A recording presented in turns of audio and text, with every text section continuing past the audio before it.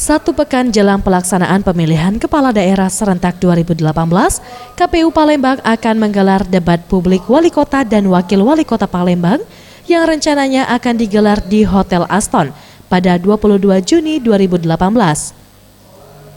Dalam debat publik ini mengusung tema pelayanan kepada masyarakat dan telah disiapkan panelis yang berasal dari kalangan akademisi dan sosial yang dinilai mampu untuk mewakili aspirasi masyarakat. Untuk menjaga kondusivitas selama pelaksanaan debat publik, KPU Palembang membatasi setiap pasangan calon hanya boleh membawa 35 orang massa yang masuk ke dalam arena debat.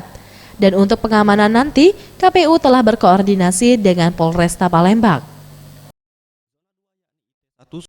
Kalau untuk setiap paslon itu 35 orang, termasuk paslon itu sendiri. Tapi tetap sudah dikondisikan keamanan di sana, kita serahkan sama pihak Polresta. Debat publik ini diikuti 4 pasangan calon wali kota dan wakil wali kota Palembang. Sementara untuk meminimalisir kekecewaan para pendukung pasangan calon yang tidak dapat masuk ke dalam arena debat, pihak KPUD Palembang akan menyediakan layar monitor di luar ruangan debat. Tim Liputan Sriwijaya TV.